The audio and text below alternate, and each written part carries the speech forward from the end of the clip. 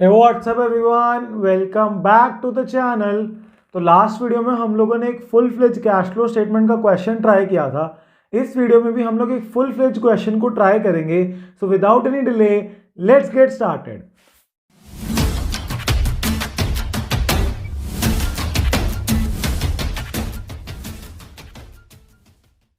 देखो सर, कैश फ्लो स्टेटमेंट को बनाने के लिए सर जब भी full fledge cash flow statement बनानी है तुम लोगों को 4 स्टेप्स फॉलो करने हैं। स्टेप नंबर 1 क्या बोलता है सर? Draw the format. कि तुम लोग क्या करोगे, जितना फॉर्मेट मैंने तुम्हें यहाँ पे डिस्प्ले किया बना के कि क्वेश्चन को पढ़ने से पहले तुम लोग क्या करोगे, इतना फॉर्मेट तैयार रखोगे। सर फॉर्मेट बनाने के बाद हम लोग स्टेप नंबर 2 पे चलेंगे। तो तुम लोग ये स्क्रीनशॉट ले लो और सबसे पहले अपनी कॉपी पे इतना फॉर्मेट बना के रखो।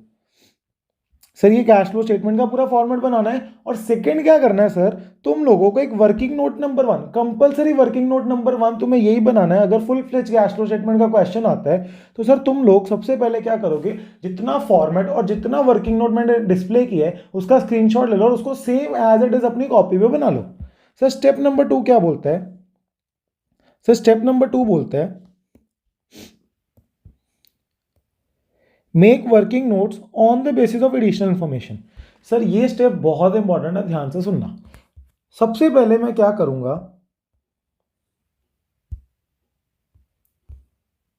सर मैं सबसे पहले क्या करूंगा, कैश फ्लो स्टेटमेंट को बनाने से पहले मैं सबसे पहले एडिशनल इन्फॉर्मेशन पे जाऊंगा। देखो मैंने ऊपर कोई बैलेंस शीट वगैरह कुछ नहीं पढ़ा, मैंने क्या किया, मैं डायरेक्टली जंप कर गया सर मेरी एडिशनल इन्फॉर्मेशन के ऊपर। एडिशनल इन्फॉर्मेशन में क्या है, मैंने सबसे पहले एडिशनल इन्फॉर्मेशन पढ़ूंगा, उसके बेसिस पे एक वर्किंग नोट बनाऊंगा। वर्किंग नोट बनाने के बाद हम स्टेप नंबर 3 पे जाएंगे। तो सबसे पहला हमारा काम है कि हम वर्किंग नोट बनाएं। तो देखो सर मैंने पढ़ा, एडिशनल इन्फॉर्मेशन मैंने पढ़ी। एडिशनल इन्फॉर्मेशन नंबर 1 क्या बोलती है, during the year machine costing 1,40,000, कि एक मशीनरी थी जो इसकी कॉस्ट थी 1,40,000, accumulated depreciation there on was 1,10,000। Sir देखो वो क्या बोल रहा है, वो कह रहा है 1,40,000 की मशीनरी थी। एक्यूमुलेटेड डेप्रिसिएशन, एक्यूमुलेटेड डेप्रिसिएशन का मतलब होता है उस मशीनरी के ऊपर जब से परचेज की और जब तक हम सेल करेंगे, जिस दिन तक हम उसको सेल करेंगे, टोटल डेप्रिसिएशन या एक्यूमुलेटेड डेप्रिसिएशन को बोलते हैं। प्रोविजन फॉर डेप्रिसिएशन भी जो है ना वो मेरी है 1,10,000। सर इसका मतलब है कि इस कंपनी ने क्या किया हुआ है, मशीनरी अकाउंट अलग मेंटेन किया है और एक्यूमुलेटेड डेप्रिसिएशन का अकाउंट अलग मेंटेन किया है, क्योंकि इसमें एक्यूमुलेटेड डेप्रिसिएशन गिवन है। तो सर देखो इसका मतलब है एक्यूमुलेटेड डेप्रिसिएशन और मशीनरी का ओपनिंग क्लोजिंग बैलेंस भी होगा अगर इसने अकाउंट बनाया हुआ, तो वो हम बाद में देखते हैं। अब उसने बोला कि इस मशीनरी को मैंने बेच दिया सर 20,000 का। मैंने तुम्हें क्या बोला, ये एंटिटी ऐसी है जिसने मशीनरी अकाउंट और एक्यूमुलेटेड डेप्रिसिएशन अकाउंट को अलग अलग मेंटेन किया है। सर आपको कैसे पता चला? अगर वो एक्यूमुलेटेड डेप्रिसिएशन बता रहा है कि कितनी है तो इसका मतलब है इसने वो अकाउंट बनाया होगा। तो मैं बैलेंस शीट में जाऊंगा, बैलेंस शीट में से ढूंढूंगा कि मशीनरी अकाउंट का ओपनिंग क्लोजिंग बैलेंस कितना है और मेरा एक्यूमुलेटेड डेप्रिसिएशन अकाउंट का ओपनिंग क्लोजिंग बैलेंस कितना है। तो देखो सर मैं ऊपर गया, मेरे को पता है जो मेरी मशीनरी होती है वो होती है नॉन करंट एसेट, तो ये फिक्स एसेट्स है। तो सर ये जो फिक्स एसेट्स है, नॉन करंट एसेट में फिक्स एसेट्स से मेरी मशीनरी होगी। तो मैं यहाँ पर नोट्स टू अकाउंट्स में आ गया, तो उसने फिक्स एसेट्स के ऊपर एक नोट्स टू अकाउंट गिवन है। तो उसने बोला मशीनरी का ओपनिंग बैलेंस गिवन है, मशीनरी का क्लोजिंग बैलेंस गिवन है। सर ये देखो एक्यूमुलेटेड डेप्रिसिएशन, इसका मतलब है अकाउंट अलग मेंटेन किया, अलग मेंटेन किया, इसलिए तो इसका भी ओपनिंग क्लोजिंग बैलेंस गिवन है। अगर ये वाला अकाउंट मेंटेन ही ना किया होता, प्रोविजन फॉर डेप्रिसिएशन या एक्यूमुलेटेड डेप्रिसिएशन का अकाउंट, तो ओपनिंग क्लोजिंग बैलेंस ही गिवन ना होता। तो सर देखो मशीनरी अकाउंट का ओपनिंग कितना है 14 लाख और क्लोजिंग कितना है 21,40,000। तो सबसे पहले मैं क्या करता हूँ, सबसे पहले मैं एक मशीनरी अकाउंट बना के रखता हूँ। देखो सर मैंने सबसे पहले बनाया मशीनरी अकाउंट,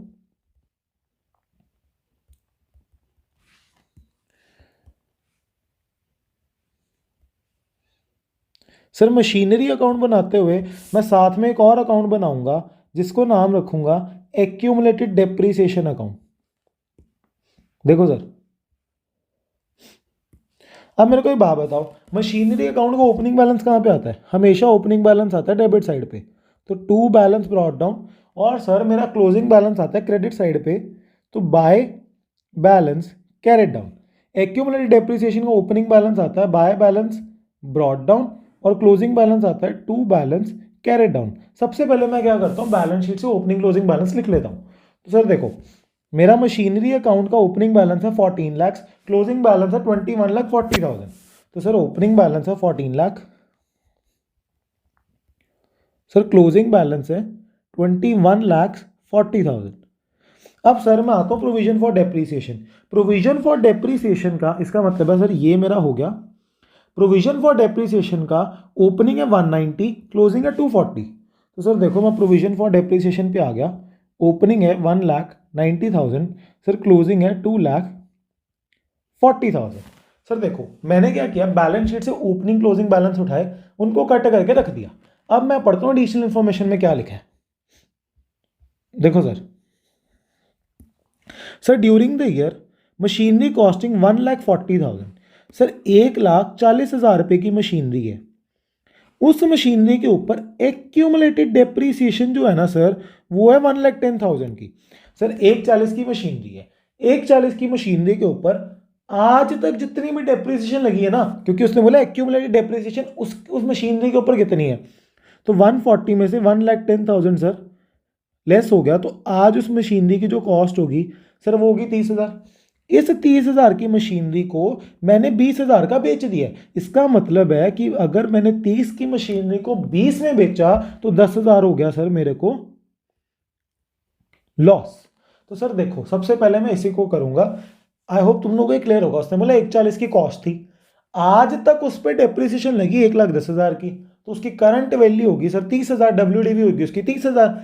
इस 30,000 की मशीनरी को मैंने बेचा सर 20,000 में, तो 10,000 का हो गया लॉस। अब ध्यान से समझना क्या करते हैं सर। सबसे पहले मैं एक काम करूंगा, मुझे पता है कि जो एक्यूमुलेटेड डेप्रिसिएशन है ना इसमें यहां पर आता है to machinery. Sir to machinery क्यों आता है, टू मशीनरी इसलिए आता है, ये होता है कि मैंने जो मशीनरी बेच दी ना, देखो जब भी एक्यूमुलेटेड डेप्रिसिएशन में क्रेडिट कोई भी ट्रांजैक्शन होगी ना, इसका मतलब है मैं डेप्रिसिएशन को प्लस प्लस प्लस कर रहा हूं, अगर क्रेडिट साइड में डाल रहा हूं। क्रेडिट साइड में हमेशा टोटल डेप्रिसिएशन आती है जितनी भी मशीन्स की हैं। डेबिट साइड में मैं क्या करता हूं कि जो मशीनरी मैंने बेच दी, ये क्रेडिट का टोटल है, इसमें से जो मशीनरी बेची थी ना इस टोटल में से मैं उस मशीनरी के ऊपर जो डेप्रिसिएशन थी उसको बाहर निकाल देता हूं। मतलब क्रेडिट में टोटल आ गया, डेबिट में क्या करूंगा उस टोटल में से मैं माइनस कर दूंगा। तो देखो कितना आया सर, सर मेरा एक्यूमुलेटेड डेप्रिसिएशन है 1,10,000 का। देखो सर मेरा यहाँ टू मशीनरी आ गया 1,10,000। सर ये कौन सा बैलेंस है, ये वो बैलेंस है कि जो मैंने मशीनरी को बेचा उस पर आज तक की कितनी डेप्रिसिएशन है उसको मेरे को लेस करना पड़ेगा। सर लेस कहाँ से करना है, क्रेडिट में प्लस होता है तो डेबिट में डाल दूंगा तो उतना बैलेंस और टोटल डेप्रिसिएशन से माइनस हो जाएगा। तो सर मेरी बैलेंस, अब देखो एक्यूमुलेटेड डेप्रिसिएशन टू मशीनरी, ठीक है ये जनरल एंट्री पड़ी, तो एक्यूमुलेटेड डेप्रिसिएशन के अकाउंट में टू मशीनरी डाल दिया, तो मशीनरी के अकाउंट में बाय एक्यूमुलेटेड डेप्रिसिएशन डालूंगा। तो सर यहां आ गया by accumulated depreciation account, that is your 1,10,000। Sir यहां तक ये भी हो गया। अब देखो अब मैं क्या करता हूं, सबसे पहले ना एक्यूमुलेटेड डेप्रिसिएशन अकाउंट को कंप्लीट कर देता हूं। सर मेरे को पता बैलेंसिंग फिगर मेरी यहां आएगी और ये जो बैलेंसिंग फिगर होगी बाय डेप्रिसिएशन। सर ये इसका मतलब क्या होता है, बाय डेप्रिसिएशन का मतलब होता है कि जो मैंने मशीनरी बेच दी उसको बेच दिया, बाकी की मशीनरी तो पड़ी है उस पर पूरे साल की डेप्रिसिएशन लगेगी। तो ये बाय डेप्रिसिएशन वो मशीन के ऊपर डेप्रिसिएशन है जो मेरी पूरे साल पड़ी हुई है, जो मैंने बेच दी उसकी डेप्रिसिएशन मैंने यहां से निकाल दी। तो देखो सर 1,10,000 प्लस 2,40,000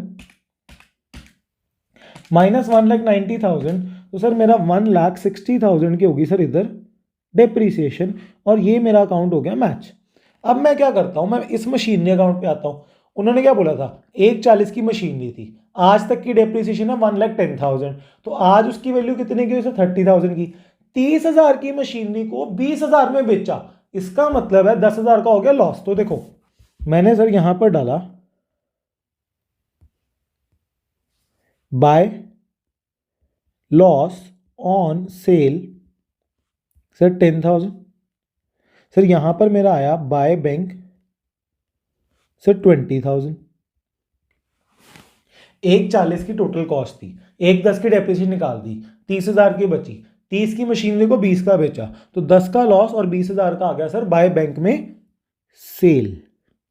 अब देखो सर बैलेंसिंग फिगर किधर आएगी सर, ये आ गई बैलेंसिंग फिगर, तो यहां पर आ गया टू बैंक हो गया परचेज, तो सर ये आ गई मेरी बैलेंसिंग फिगर। देखो सर,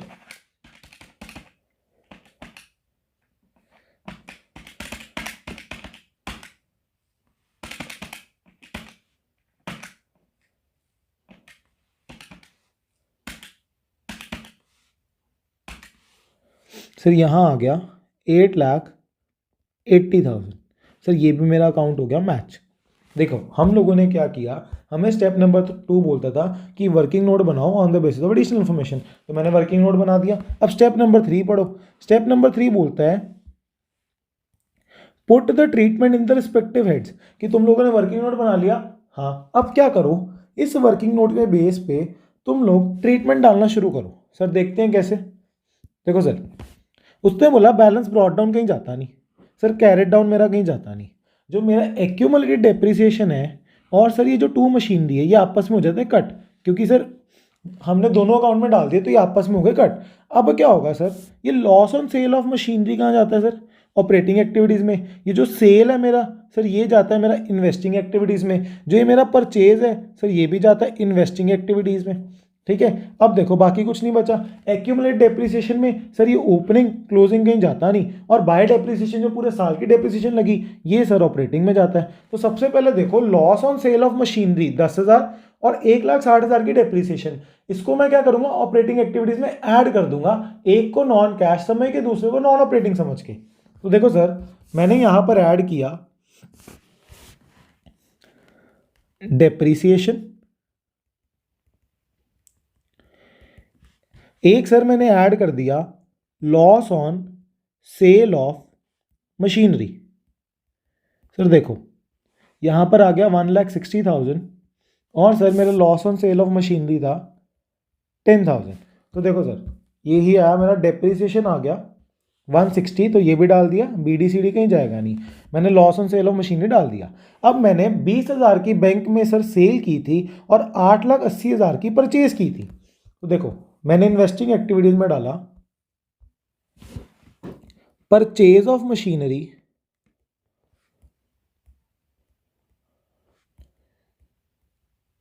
और sir sale of machinery. Sir मैंने कितने की सेल की, 20,000 की सेल की, और सर मेरा परचेज का कितना बैलेंस है, तो सर 20,000 की होगी परचेज। सर मेरा 8,80,000 सेल का बैलेंस है, तो मैंने यहाँ लिख दिया, सॉरी 8,80,000 परचेज का बैलेंस है, तो सर ये आ गया नेगेटिव में। तो स्टेप नंबर 3 बोलता है वर्किंग नोट बना लिए। अब क्या करो, ये वर्किंग नोट जो भी तुमने बनाया है ना, इसका ट्रीटमेंट डालो रिस्पेक्टिव हेड्स में। तो सर मेरी 1 एडिशनल इन्फॉर्मेशन हो गई, इसको खत्म कर दिया मैंने।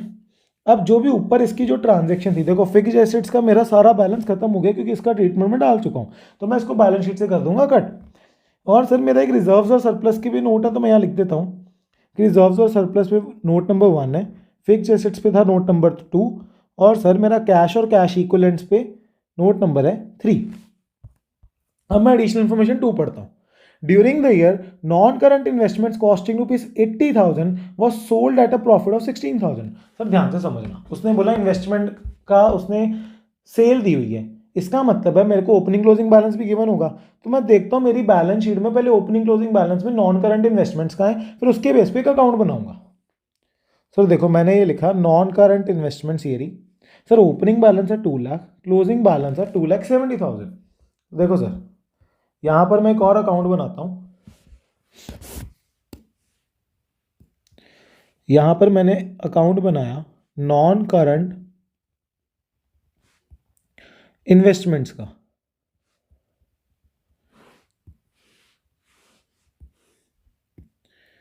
सर मेरा ओपनिंग बैलेंस आ गया 2 balance brought down, sir closing balance आ गया बाय बैलेंस कैरेट डाउन। तो सर मैं देखता हूँ मेरा ओपनिंग बैलेंस कितना है, ओपनिंग बैलेंस है मेरा 2 लाख और सर मेरा क्लोजिंग बैलेंस है 2,70,000।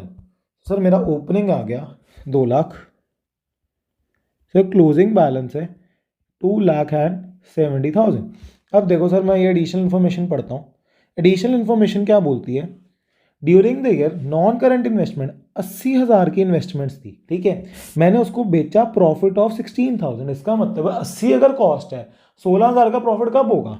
सर देखो ये 80,000 की है कॉस्ट, इसको मैंने 16,000 के प्रॉफिट पे बेचा, तो इसमें मैंने प्रॉफिट ऐड कर दिया, तो कॉस्ट प्लस प्रॉफिट ये सेलिंग प्राइस होगा। तो सर 96,000 का होगा सेलिंग प्राइस। तो मैं यहाँ क्या लिखूँगा,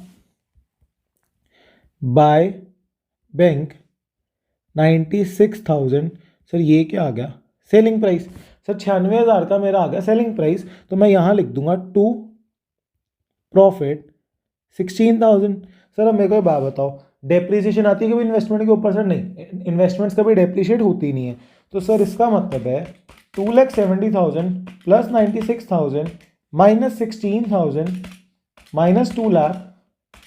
सर जो मेरा बैलेंस आया इसको लिख दूंगा टू बैंक, इसको क्या मानूंगा, परचेज। यहाँ पर आया सर 1,50,000 का आ गया परचेज, और ये मेरा अकाउंट टैली हो गया। अब देखो मैं क्या करूँगा, थर्ड पॉइंट क्या बोलता था कि सर जो आपने वर्किंग नोट बनाया ना उसके रिस्पेक्टिव हेड्स में उसको डालो। तो मैंने लिखा सर BD कहीं जाता नहीं, CD कहीं जाता नहीं। सर ये जो है टू प्रॉफिट, सर इसको मैं डाल दूंगा ऑपरेटिंग में। टू प्रॉफिट, प्रॉफिट है तो पहले नेट प्रॉफिट में प्लस क्या होगा, माइनस कर दूंगा। तो सर 16,000 को सर मैं यहाँ कर दूंगा लेस। तो यहाँ लिखूंगा profit on sale of investment 16,000 को कर दूंगा सर लेस। अब देखो सर बाय बैंक और to bank, sir purchase of non current investment और sale of non current investment जाता है मेरा इन्वेस्टिंग एक्टिविटीज में। तो सर परचेज है 150 का, सेल है 96 का। तो मैंने यहाँ पर लिखा सेल ऑफ इन्वेस्टमेंट, यहाँ पर लिखा परचेज ऑफ इन्वेस्टमेंट। सर 96,000 की सेल थी, तो यहाँ मैंने लिख दिया 96,000 सेल। और सर मेरी परचेज कितने की थी, सर मेरा जो नॉन करंट इन्वेस्टमेंट परचेज हुआ था सर वो था 1,50,000 का। सर मैंने यहाँ लिख दिया 1,50,000 की परचेज नेगेटिव में। सर देखो मेरी एडिशनल इन्फॉर्मेशन खत्म होगी। पॉइंट नंबर 1 मैंने बना लिया फॉर्मेट, पॉइंट नंबर 2 और 3 मेरा कंप्लीट हो गया। अब उसने क्या बोला, कहता है जब वर्किंग नोट बना लिए, वर्किंग नोट के बाद तुम लोगों ने क्या किया कि उसके जो भी तुम लोगों का ट्रीटमेंट है रिस्पेक्टिव हेड्स में भी डाल दिए। अब क्या करो, कुछ नहीं, बैलेंस शीट उठाओ, बैलेंस शीट में जो जो डिफरेंसेज हैं उसको प्लस या माइनस करते रहो। तो सर मैं यहाँ से बैलेंस शीट से शुरू होता हूँ। मैंने नॉन करंट इन्वेस्टमेंट्स के भी बैलेंस को मैं कट कर देता हूँ क्योंकि इसका ट्रीटमेंट मैं ऑलरेडी डाल चुका हूँ। देखो सर सबसे पहले शेयर कैपिटल, कोई नोट नंबर नहीं है, साल की स्टार्टिंग में था 12 लाख का, अब हो गया सर 16 लाख का। इसका मतलब है 4 लाख का पैसा आया तो मैंने कर दिया होगा इशू। तो सर मेरा अगर शेयर कैपिटल इशू होता है तो यहां पर लिखूंगा proceeds from issue of shares. Sir that is your 4 lakh, पैसा आया होगा तो 4 लाख को कर दिया प्लस। सर देखो ये मैंने डाल दिया। अब उसने बोला अगर रिजर्व और सरप्लस जाना तो नोट नंबर 1 में देख लो, तो मैं यहाँ से कट करता हूँ, सीधा नोट नंबर 1 में जाता हूँ। सर नोट नंबर 1 में उसने बोला सिक्योरिटीज प्रीमियम रिजर्व साल की स्टार्टिंग में था नील, अब हो गया 20,000 का। इसका मतलब जब मैंने शेयर्स को इशू किया ना तो ये 20,000 मेरे को रिसीव हुए होंगे। अगर 20,000 रिसीव हुए हैं तो मैं यहाँ लिखूंगा proceeds from securities premium reserve या सिक्योरिटीज प्रीमियम रिजर्व रिसीव्ड, कुछ भी लिख लो। तो 20,000 सर मैंने इधर प्लस कर दिए क्योंकि पैसा आया होगा। सर ये हो गया कट। अब देखो सर जनरल रिजर्व, उसने बोला 2,40,000 का जनरल रिजर्व था स्टार्टिंग में, अब हो गया सर 3 लाख का। इसका मतलब है मैंने 60,000 रुपये ट्रांसफर किया होगा रिजर्व्स में। तो सर ट्रांसफर टू रिजर्व्स मेरा वर्किंग नोट का पार्ट होता है। तो देखो सर यहाँ पर मैंने ऑलरेडी बनाया हुआ है, तो सर ट्रांसफर या चेंजेस इन रिजर्व कितना हुआ सर 60,000 का मैंने ट्रांसफर टू रिजर्व्स होगा। ये देखो पहले 2,40,000 था, अब 30 हो गया, इसका मतलब 30,000 मैंने ट्रांसफर किए। अब वो बोला सरप्लस का बैलेंस 2 लाख और 3,40,000, इसका मतलब है सर 2 लाख का स्टार्टिंग में था, अब हो गया 3,40,000 का। तो मैंने चेंजेस इन सरप्लस कितना हुआ 1,40,000। तो सर मैंने 1,40,000 को भी इसमें क्या कर दिया ऐड। ठीक है, अब देखो मेरा ये जो सेकेंड है सर ये भी कट हो गया। अब मैंने देखा लॉन्ग टर्म बोरिंग्स, सर इसमें कोई नोट नहीं है तो मतलब यही है 2 लाख के सर स्टार्टिंग में थे। लॉन्ग टर्म बोरिंग्स में उसने दिया हुआ 10% डिबेंचर्स। अब उसने बोला सर 2 लाख की क्या थी स्टार्टिंग में, अब कितने की होगी सर 3,20,000 की। इसका मतलब है 1,20,000 के जो डिबेंचर्स हैं सर उसको मैंने इशू किया। मैंने क्या किया, मैं यहाँ लिखता हूँ इशू ऑफ 10% डिबेंचर्स 1,20,000 20,000। अब देखो सर मेरी बात सुनो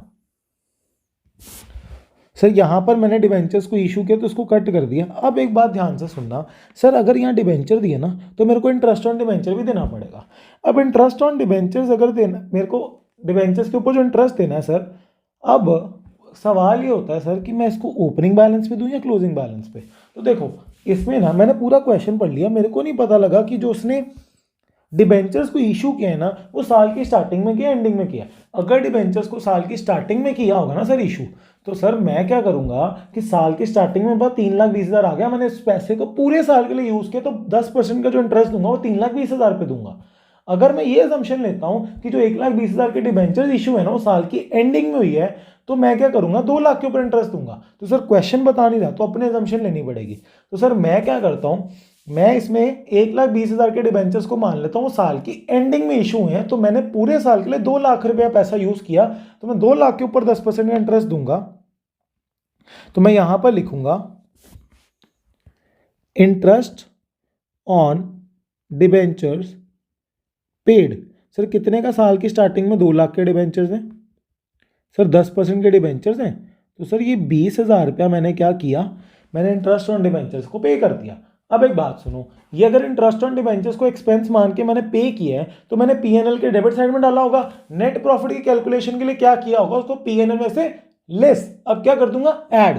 देखो सर मैं यहां पर इसको ऐड कर दूंगा नॉन ऑपरेटिंग आइटम मान के, तो मैं यहां लिखूंगा interest on debenture paid that is your 20,000। तो सर ये अपनी अजम्पशन है, तुम लोगों को नीचे अजम्पशन लिख के आनी पड़ेगी। वी हैव अज्यूम्ड दैट कि जो डिबेंचर्स इशू है वो साल की स्टार्टिंग में या एंडिंग पे हो, तो मैंने अजम्पशन है कि एंडिंग पे इशू है। तो देखो सर ये 10% डिबेंचर्स भी हो गया। अब उसने बोला शॉर्ट टर्म बोरिंग्स। सर देखो अब ये कहने को तो करंट लायबिलिटी है, मैंने तुम्हें बोला था कि वर्किंग कैपिटल चेंजेस में सारे ले लेना current asset current liability, but ये जो शॉर्ट टर्म बोरिंग जो बैंक लोन है इसको छोड़ देना, क्योंकि ये जो बैंक लोन है ना सर ये मेरा जाएगा cash flow from financing activities में, क्योंकि लोन है कोई भी लोन हो भले लॉन्ग टर्म हो शॉर्ट टर्म हो फाइनेंसिंग एक्टिविटीज में जाता है। तो सर पहले था 1,10,000 का, अब है सर 80,000 का, इसका मतलब मैंने 30,000 पे कर दिया होगा। तो सर मैं यहां पर लिखूंगा फाइनेंसिंग एक्टिविटीज में लोन रीपेड और इससे मेरा 30,000 गया होगा, क्योंकि सर देखो 80,000 का लोन जो था 1,10 का लोन था और 80 का मैंने अभी 80 है तो 30 का पे कर दिया होगा।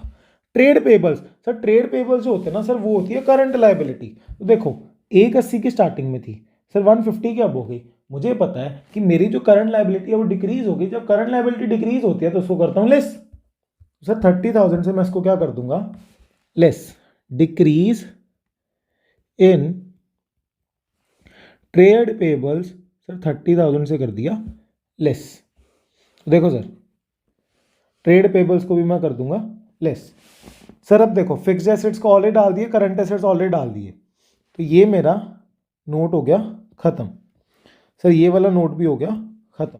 सर मैं ऑलरेडी फिक्स एसेट्स और नॉन करंट इन्वेस्टमेंट्स का ट्रीटमेंट डाल चुका हूं। अब वो क्या बोलता है सर करंट इन्वेस्टमेंट्स। सर मेरे को पता करंट इन्वेस्टमेंट्स मेरी क्या होती है कैश एंड कैश इक्विवेलेंट्स।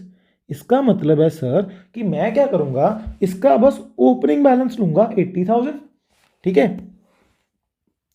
इसका ओपनिंग बैलेंस लूंगा, ये कैश और कैश इक्विवेलेंट्स हैं, तो मैं क्या करूंगा मैं इसको यहां पर प्लस कर दूंगा करंट इन्वेस्टमेंट्स। देखो उसने लिखा ना ओपनिंग बैलेंस ऑफ कैश और कैश इक्विवेलेंट्स, तो सर एक तो करंट इन्वेस्टमेंट्स मेरा कैश और कैश इक्विवेलेंट्स है, तो देखो मैंने कितना लिखा 80,000, तो मैं यहां लिख दूंगा 80,000, ये करंट इन्वेस्टमेंट्स है 80,000 की।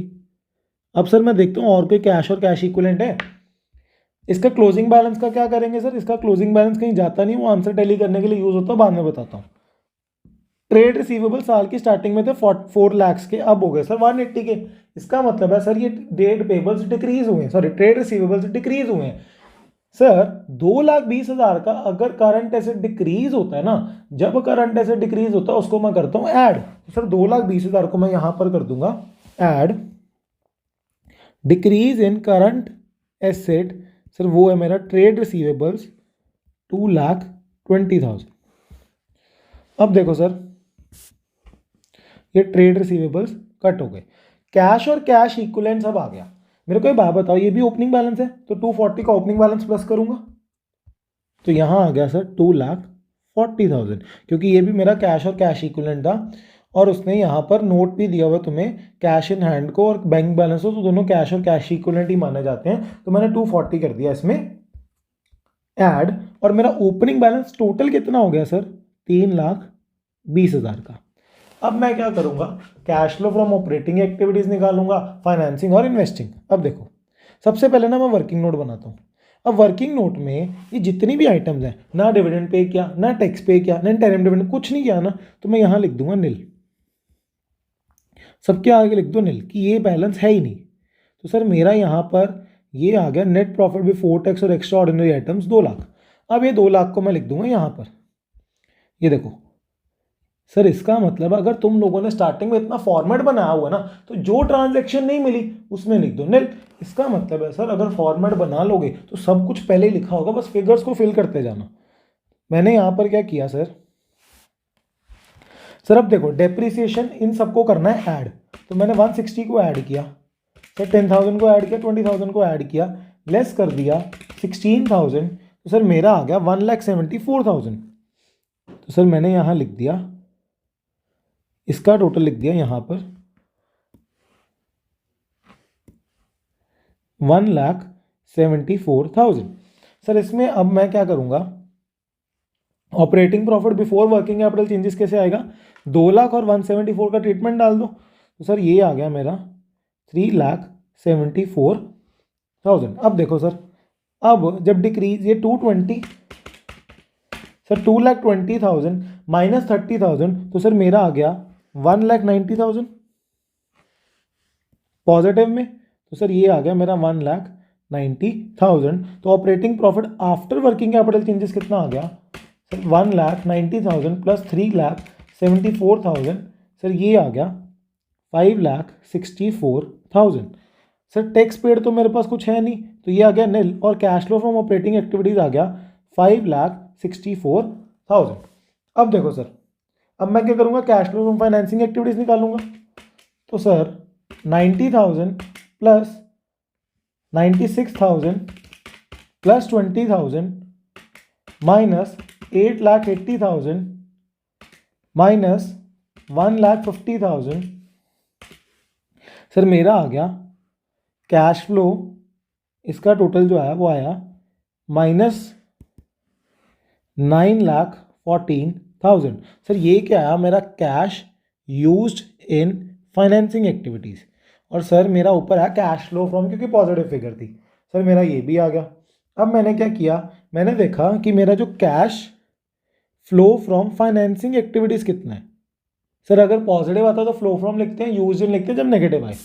सर देखो 4,20,000, सर 440, 540, 5,40,000 माइनस 50,000, 5,40,000 माइनस 50,000, सर 4,90,000 आ गया सर मेरा पॉजिटिव। तो यहाँ पर आ गया 4,90,000। अब देखो सर, उसने क्या बोला कि मेरे पास 3 टोटल आ गए। एक आ गया ऑपरेटिंग का टोटल, सर एक आ गया फाइनेंसिंग का टोटल, एक आ गया मेरा इन्वेस्टिंग का टोटल। उसने बोला नेट इंक्रीज इन कैश और कैश इक्विवेलेंट। इसका क्या मतलब होता है कि मैंने पूरे साल तीनों एक्टिविटीज में से कितना पैसा कमाया।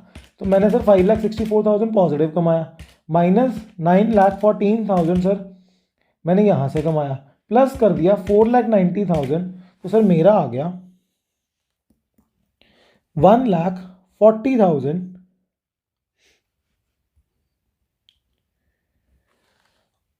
सर ये आ गया मेरा नेट इंक्रीज इन कैश और कैश इक्विवेलेंट्स।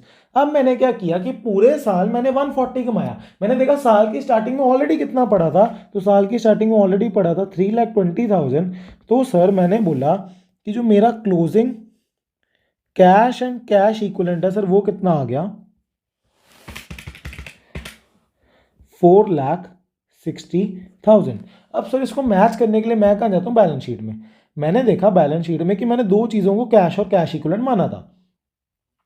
सर एक तो ये था, तो 160 का ओपनिंग, सर और देखो 160 का ये है क्लोजिंग बैलेंस कि मेरे साल के एंडिंग में कैश होना कितना चाहिए। तो सर मैंने 160 और 3 लाख को प्लस किया तो सर मेरा आंसर है 460। और यहाँ पर देखो मेरा यहाँ पर भी क्लोजिंग बैलेंस कितना है 460। इसका मतलब है मेरा क्वेश्चन ठीक है। एक बार मैं दोबारा से बता रहा हूँ, net increase in cash equivalents का मतलब है ऑपरेटिंग फाइनेंसिंग इन्वेस्टिंग में से नेट देखो तुम लोगों ने कितना कमाया, फिर देखो साल की स्टार्टिंग में कितना ऑलरेडी पड़ा था। तो ये मैंने कमाया साल की स्टार्टिंग में 320 ऑलरेडी था, तो एंडिंग में 460 हो गया, बैलेंस शीट से भी मैच हो गया। So I hope you like this video. If you really like this video so please like share and subscribe to the channel. Thanks for watching, see you in the next video.